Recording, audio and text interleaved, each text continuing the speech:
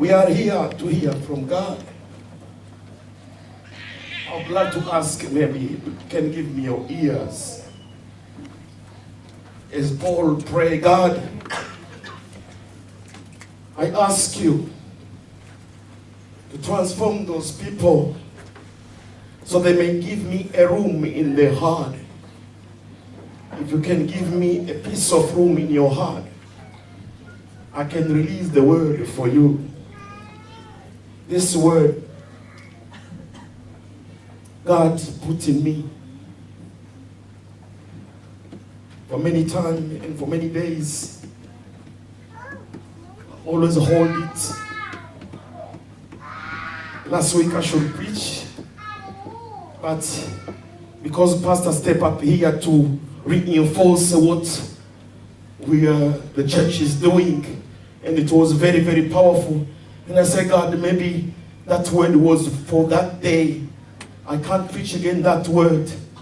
Let me find another word. Maybe I went in the face of God and asking God, but God insists to this same word. Hallelujah. It's a very, very familiar word of God. Among the basic teaching, basic lesson of a Christian life. But it can be very helpful for you if you pay attention and understand it very well. We are all Christian, and we have been taught about this word. The word is about repentance. Hallelujah. Repentance. Repentance is a starting point of a new life in our Christian faith. It's a starting point. Repentance. Very, very important things. And you may say, why, John, you bring that kind of word? We know that word. You can't tell us about repentance because for 10 years I've already repented. I'm saved. I'm a child of God. I'm speaking tongues. I have some gift within me. I always come to the church. I need something more, something new, something fresh, which is good. It's very, very good. It is you. But there are some other people who come here sometimes. They don't know nothing about God. And God cares about them. They want to hear the word of God. They want to solve their life. They want to get right with their God. But within the word of God, there's a part for you as well. Hallelujah. Repentance. To understand about repentance, maybe it's better to talk what repentance is not, so that you can understand it properly. What repentance is not. Many people will try to think that repentance is to feel guilty, sorry about what you have done. And this is true. Every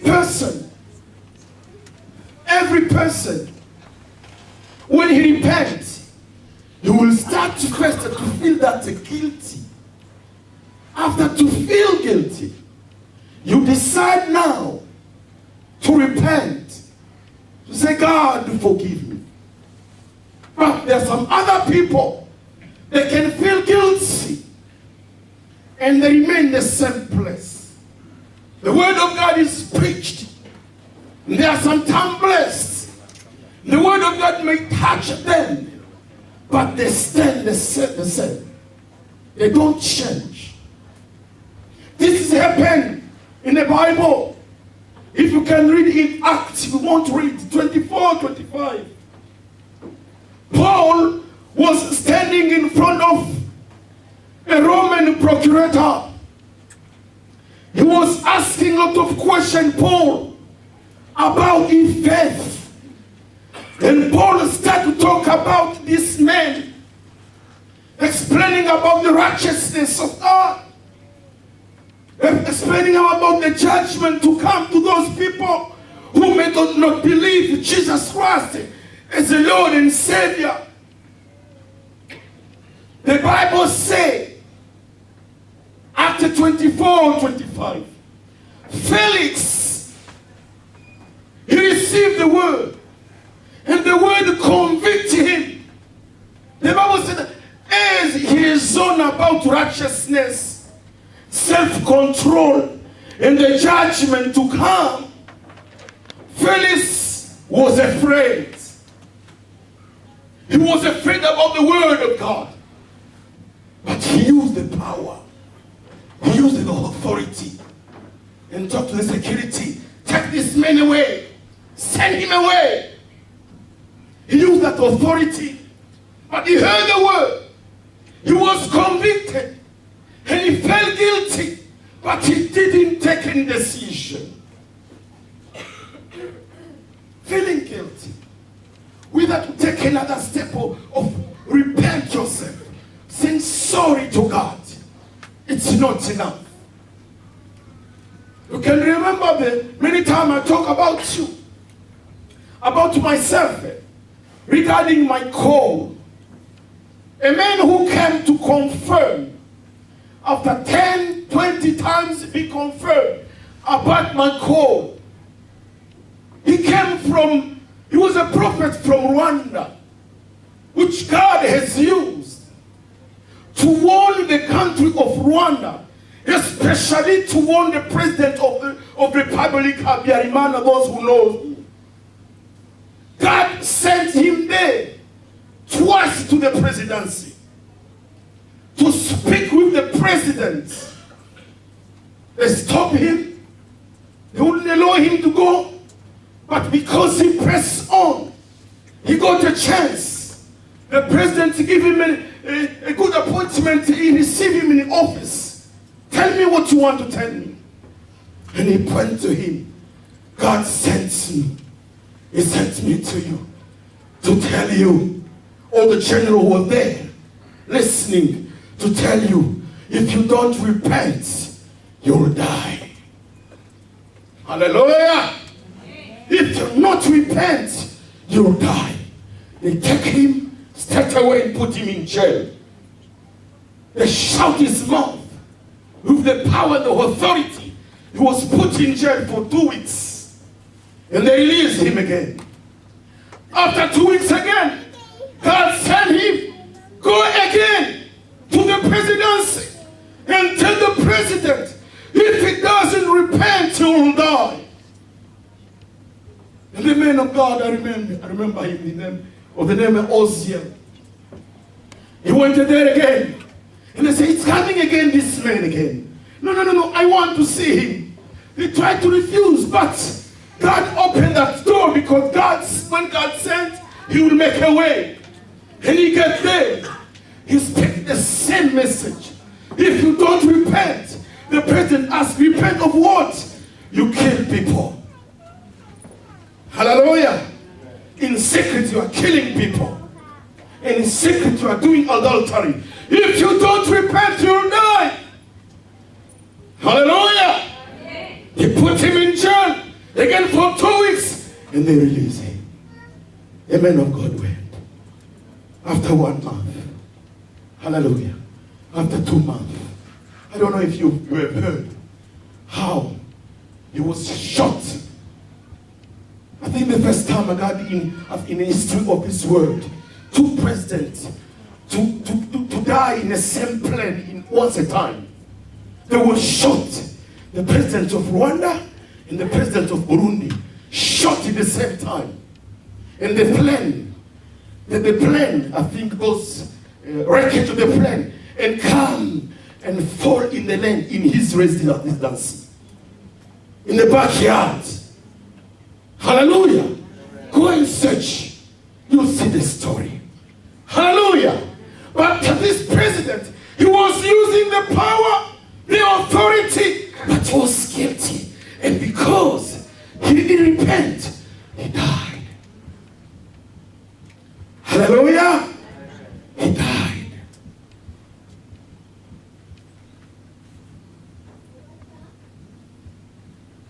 people who can feel sorry.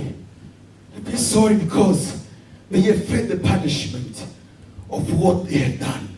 Only that. They feel sorry about these things only. And you think it's repentance. It's not repentance. Hallelujah. There are other people, they want to repent by coming to the church. He's feeling guilty and thinking, if I can go to church or join any church and I became a member of that church, and my name will be written in the book of that church, and give my tithe and go to the small group of prayer, I will become a Christian. I will be accepted by God. That is not the way. Hallelujah. You may be here for many years without to know and understand. It's not your fault. Maybe your religion background didn't teach you properly to know the true and living way. Hallelujah. Amen. Hallelujah, church. Amen. Other people, they know that maybe knowing the truth, that's enough. I know the truth. No. Even Satan believes in our faith. He's believing that. Satan is trembled. The Bible says Satan trembled in front of Jesus. He knows that he's the Lord. He trembled, Satan. I don't know if we tremble in front of Jesus Christ. Other people will think, maybe, let me give my offering. Let me do the good work. You are a good man. You are doing the good work. Let's tell you in Isaiah 64:6. Someone can read us quickly there. Isaiah 64:6. The Bible wants to give you a good response and take you off from your deception.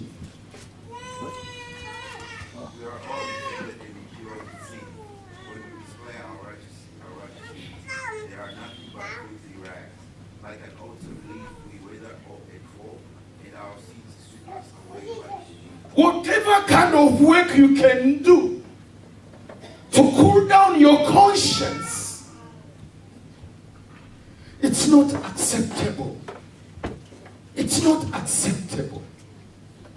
It's like a blood stain in front of the eye of God. Unless you take one way, one road that will take you to a border. Hallelujah. Unless you take one way that will take you to a checkpoint. There is a checkpoint to be accepted as a child of God. There is a checkpoint to go to get in heaven. There is a checkpoint to get in the kingdom of heaven. There is a checkpoint. And that checkpoint is a cross. And the passport to allow you to pass in that checkpoint is repentance and faith in Christ. Hallelujah, church. You need to do, brother and sister. You need to take that decision and repent. There's only one border, only one checkpoint. Nothing else you can do. It's a cross. The cross is a package of everything there. You know, when you are going to the cross, it will ask you to repent. It will ask you to confess. It will ask you to be baptized so that you can be a child of God. So that you can receive the gift of the Holy Spirit. There is a promise there. So that you can get the seed in your front head, in a spirituality. Hallelujah. Amen. Yes, it's a basic. Maybe you didn't do that for 10 years. You didn't do that for 5 years. You neglected these things. Hallelujah. Amen. Repentance is a turning around.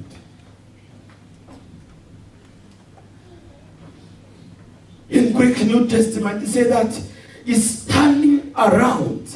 Like a soldier, when he's going like this, they say, turn around. He will turn around and go back this way. The way you are taking, it's taking you to destruction.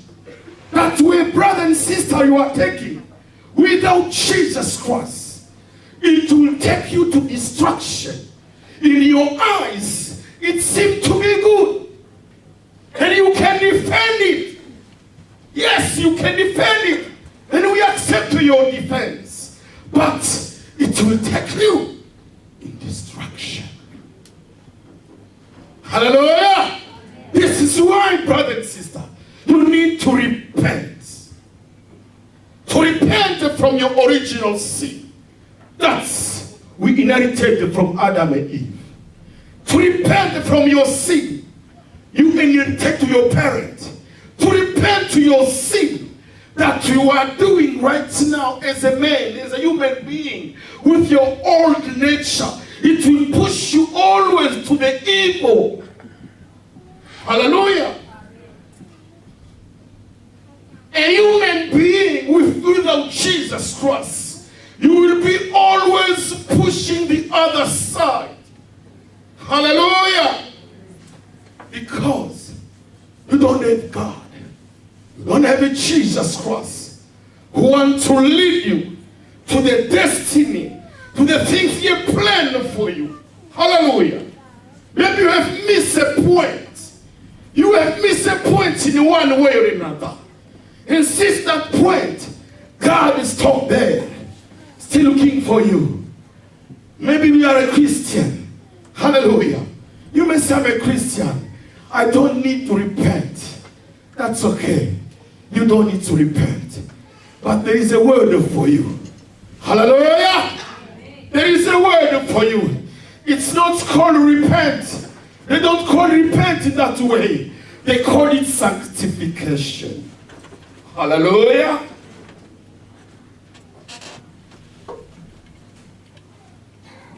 When we repent, we are washed by the blood of Jesus Christ only once. That's it. Only once. And that's it. After that, you will be washed day by day by the water of the word of God. Hallelujah. Amen. This is why we are here. To be washed in the pool of the word of God. If you accept it, you will come out from this place as a Christian of 10 years, of 5 years, washed by the word of God. Hallelujah. By the word of God.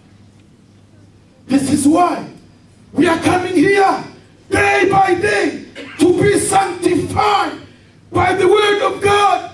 The Bible says that you need to purify yourself. We have been already purified by the blood of Jesus Christ once a time. Now it's a time for you and I to purify ourselves from the word of God. Hallelujah. Amen.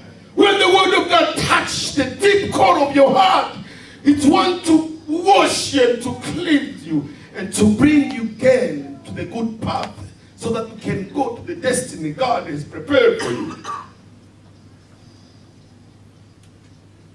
Many people are wandering and being Christian.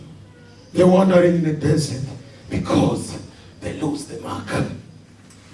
In one way or another, they took another direction. And since that time, the Holy Spirit, God has stood up there. He can follow you by His grace only, protecting you only.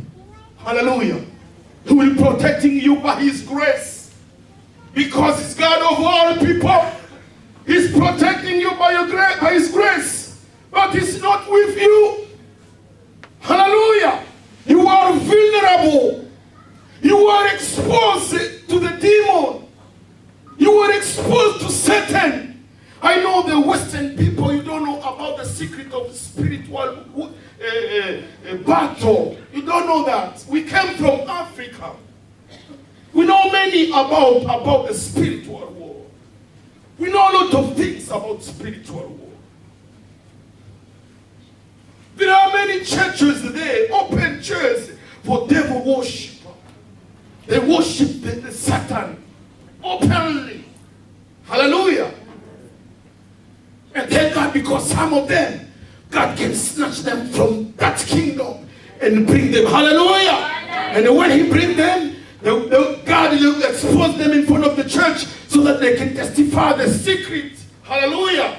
They are there. The other day I was listening one YouTube young boy who was there for 10 years.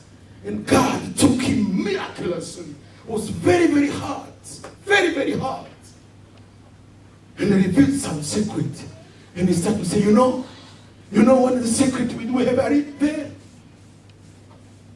There are people who are very easy to snatch, to take, to attack.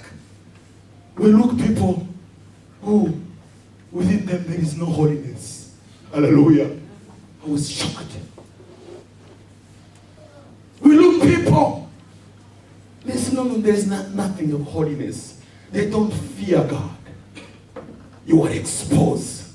The second thing is there, we check people who don't pay the tithe. Oh, said people who don't pay. He was saying these things. People who don't pay tithe, they are exposed because they are the thief. And he became our friend. We attack people who don't pray. Because if you are not a prayer man, sin will come, Satan will come, will invade you. They are attacking people who don't commit themselves in the thing of God. Hallelujah. Amen. Hallelujah, church. Amen. The Bible says that there's those who are pure in their heart and they will see God. Hallelujah. You want to see God, brother, in your life? Sanctify. Purify yourself. Day by day. Hour by hour. You purify yourself. Hallelujah, church.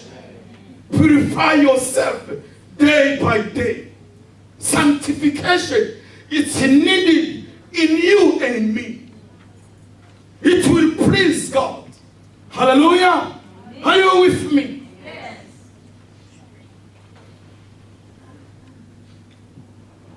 But we thank God because of his grace.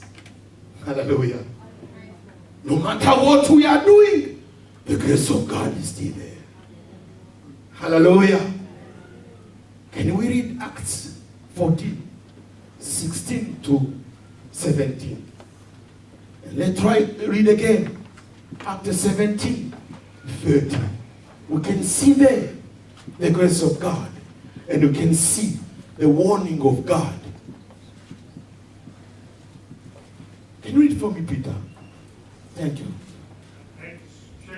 14, 16 to 17.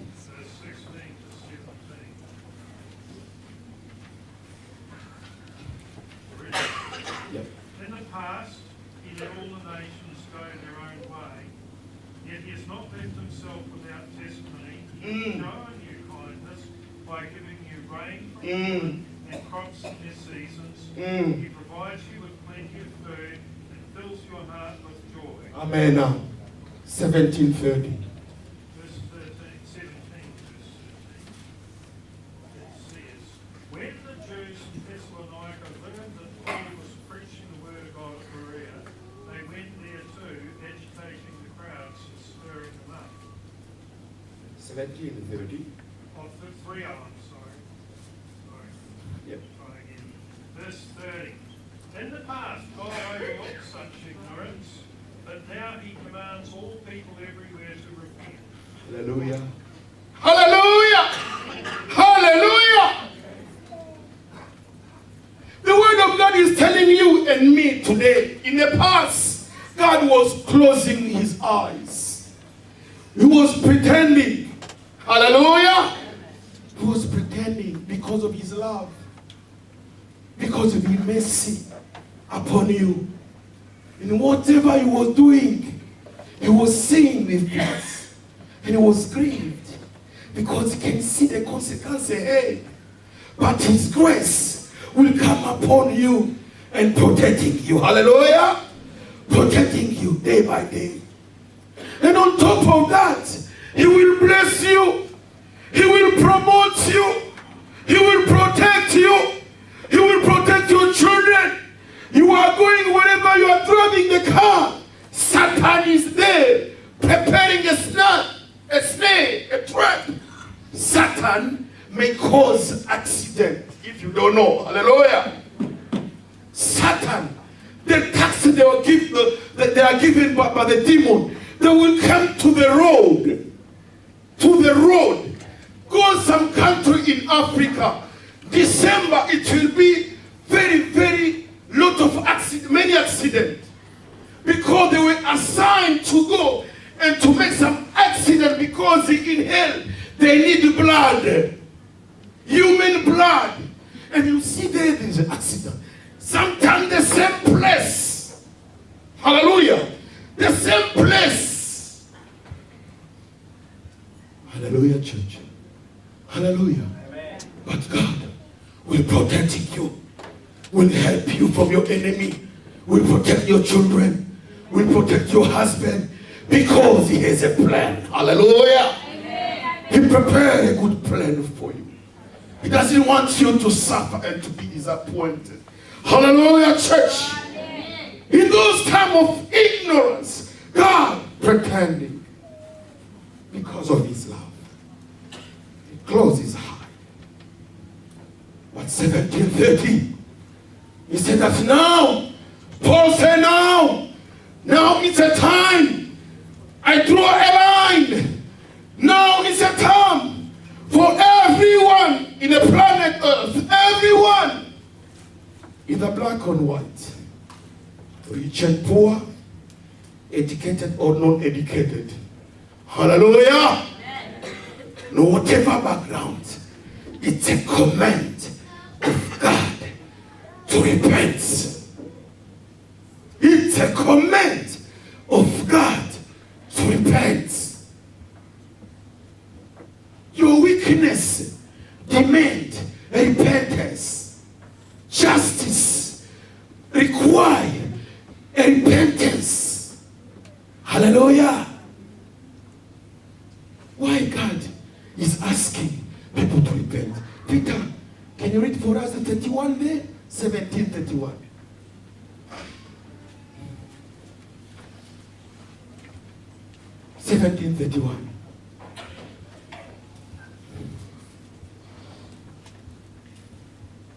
Jesus said today, when he will judge the world with justice by the man he has appointed.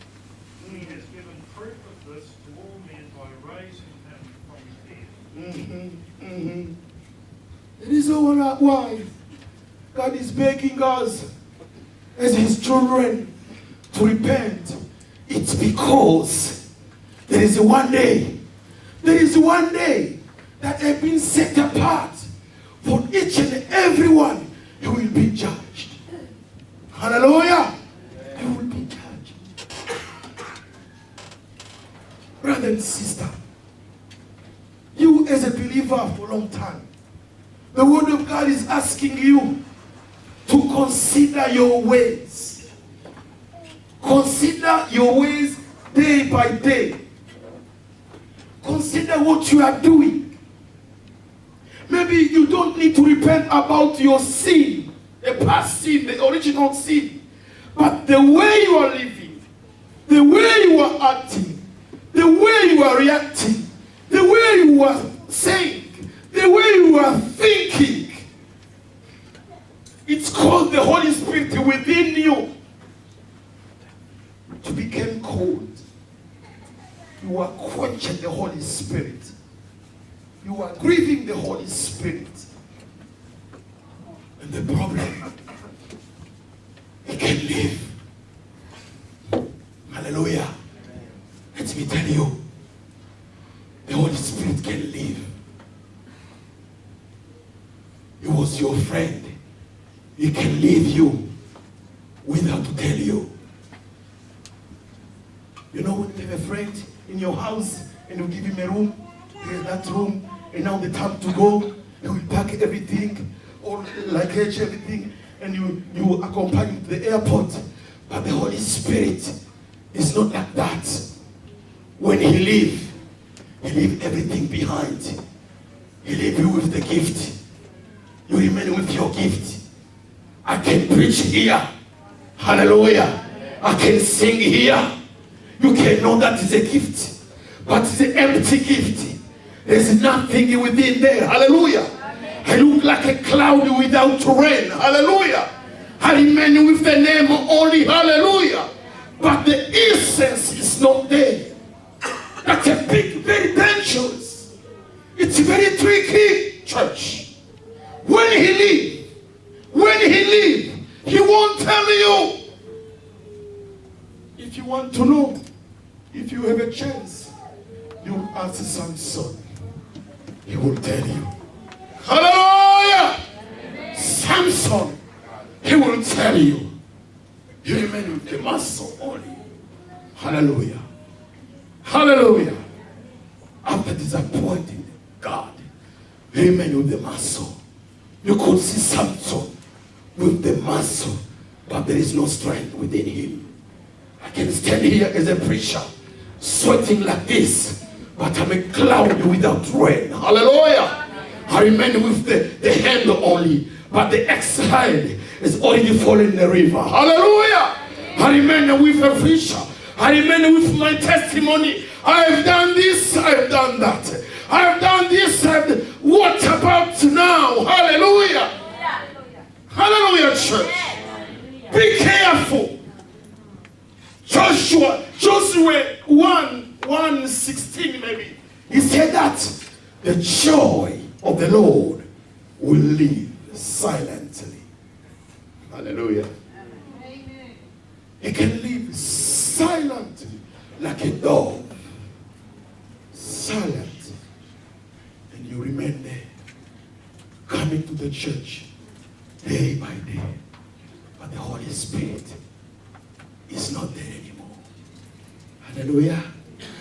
And sometimes you can feel the presence of God because you are praying God.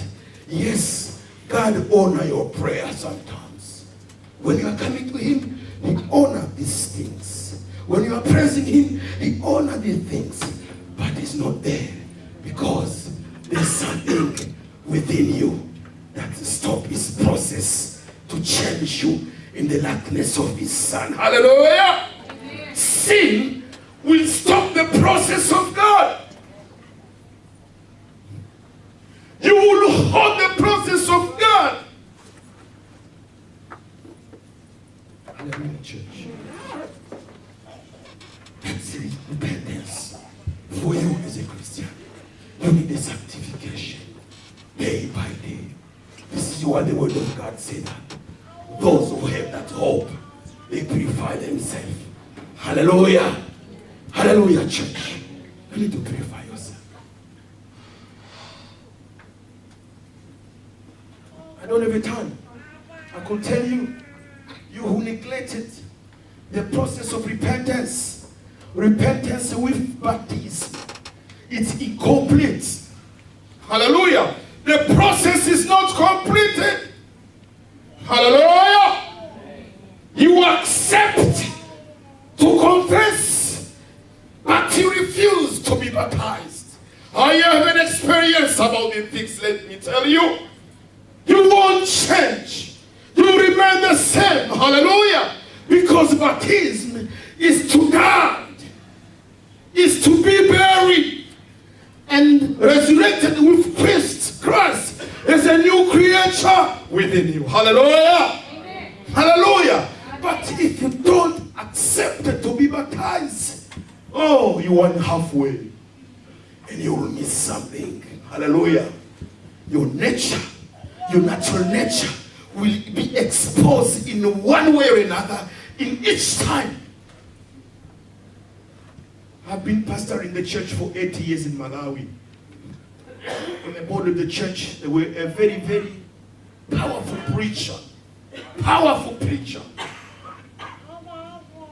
Hallelujah. But the problem is, he was troublemaker. You do something with him, he can dare to hold you on the shirt here like this. Hallelujah.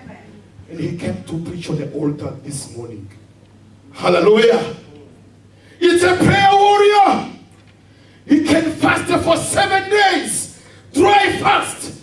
But after fasting, he can come and hit people. Hallelujah. He was moving from church to church, church to church, until he came to our church. Hallelujah. He became troublemaker. All about everyone there. Only myself. Because I knew the way to approach him. Hallelujah. When you approach people like that with humbleness, you'll get him. Hallelujah. I became very humble to him. And one day, we sat down privately and asked him, why these things happen? And I started to research about him, to go back in deep and to know his background. I knew that he came from Anglican churches. And I asked him, did you get baptized there? Yeah. They baptized us in the head. Only that, okay. Hallelujah. In the word of God. I heard the voice telling that, tell him to be baptized. Hallelujah. So that I can change and transform him. And tell him, would you like to be baptized? I said, no. I'm old enough. I stand there on a pulpit. People know I'm Christian. I can't do this. Only that it's enough. Hallelujah. We came here, I stayed there. After a while, I heard that he went to America.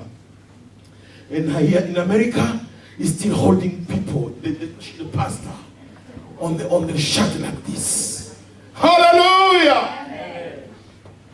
It's because he refused the purpose of God in his life. Can we read this Luke 7:30? Hallelujah, church. Can we read that? You who neglect to be baptized, you will miss something. You will miss the joy of the salvation. Hallelujah. Amen. You will miss it. And this is why you are sometimes short-tempered. This is why you have some little bit things within you. Hallelujah. Amen. Luke 7:30 maybe. I think that. But the Pharisees and experts in religious law rejected God's plan for them, for they had refused John's baptism. Hallelujah! Because they refuse John Baptist, because they refuse to be baptized, they reject the purpose of God on their life. Hallelujah! You say, God, I don't want you to come upon my life. They refuse the purpose of God in their life. Repentance. Hallelujah. Is sanctification for you. 95% or 99%, we are all believers. Hallelujah. But we need to check ourselves day by day if we are in a good relationship with God. This is what David was doing. Can we read quickly Psalm 139 and 23 and see this man of God, the God after God's heart. Man after God's heart. You can hear his prayer. Can we read that? Search me, O God, and know my heart. Test me and know my anxious thoughts. Point out anything in me that offends me, and lead me along the path of everlasting. This was David. It was not a prayer of a sinner. It was not a prayer of a sinner. It was a man of God with a relationship with God. This prayer is after the things he has done with Bathsheba. Is that the prayer was praying, God, search me, God. Search me, my Father. Search me. You can tell God as well, God, I'm here. You can search me, God. Maybe there is something within me I don't know. There's something maybe within you don't know. Unless you are exposed in the light of the word of God. Hallelujah. Amen. search me. You can tell your heart, your soul, and tell to me, search me. Father, search me. He may find a jealousy within you. Search me, Father. He may find a spirit of unforgiveness within you. Search me, Father. He can find envy within you. Search me, Father. He can find anger within you. Search me, Father, and remove the things that can harm me. Hallelujah. Or harming others. Or harming. Hallelujah, church. There may be unforgiveness within you.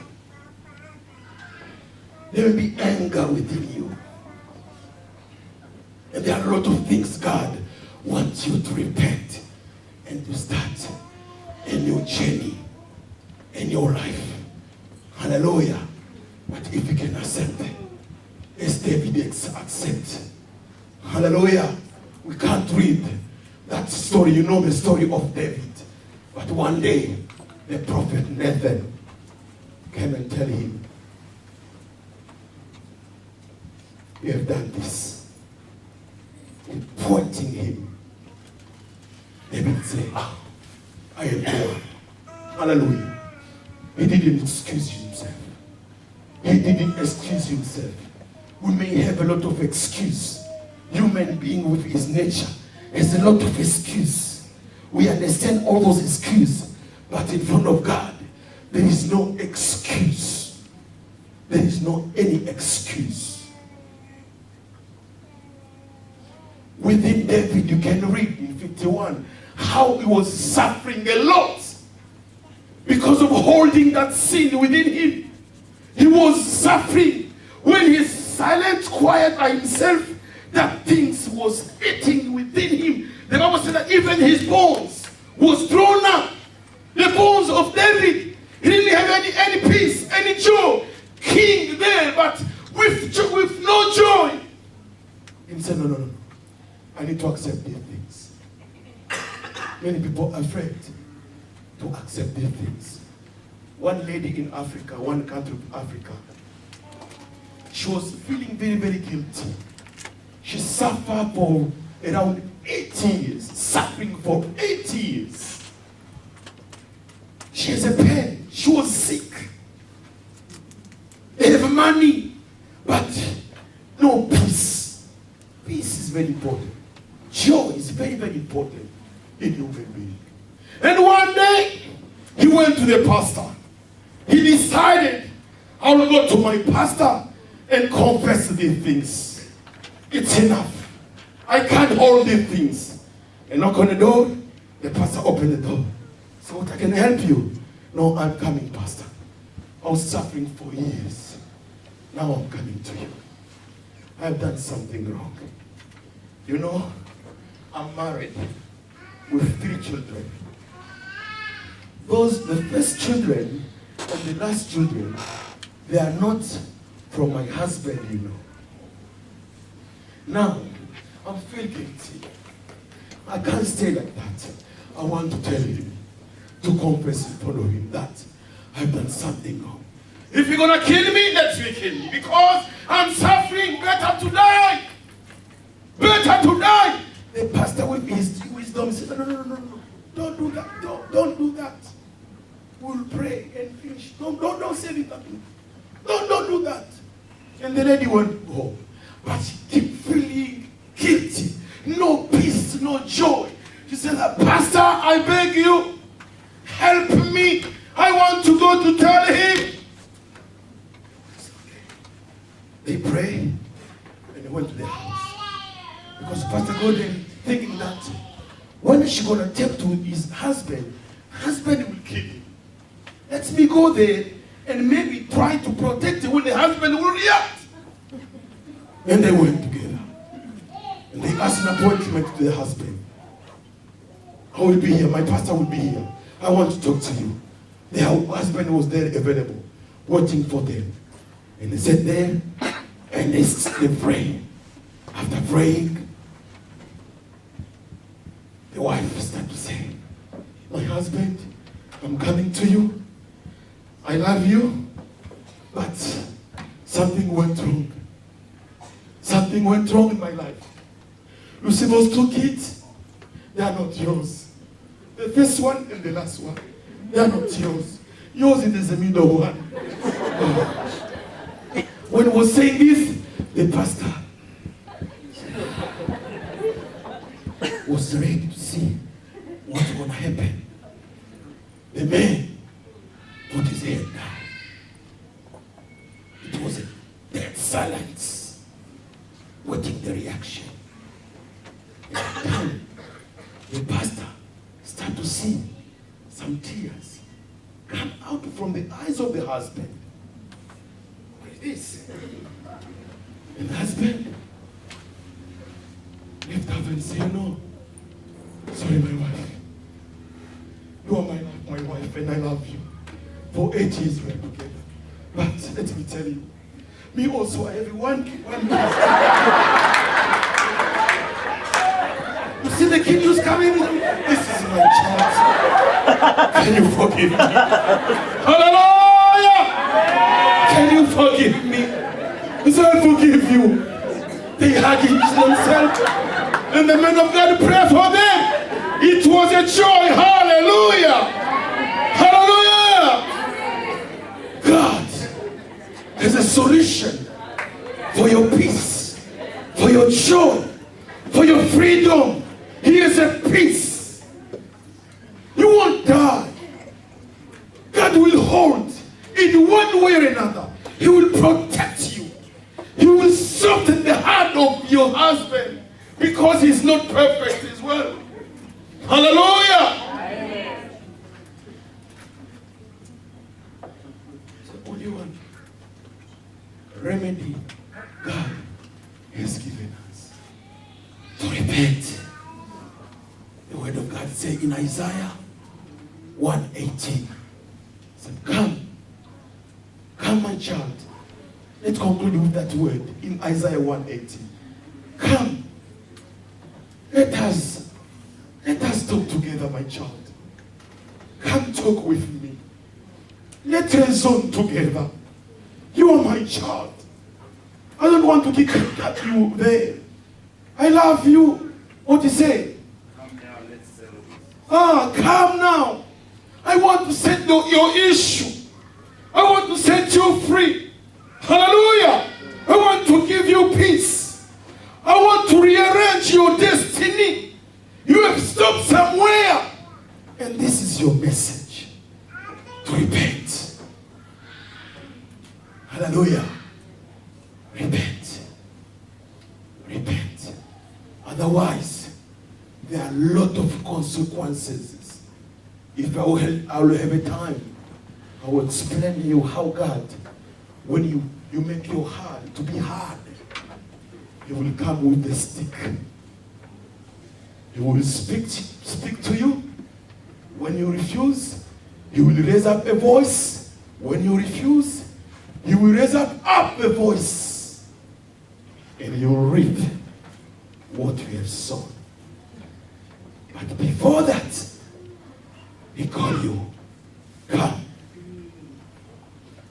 Come, my daughter. Come, I want to set your issue within you. Come. You have been neglected to be baptized. Come, because you neglect the command of God. You neglect what God has said. You neglect the purpose of God. You neglect to be died and raised up again with God. Hallelujah. Come. If you are there,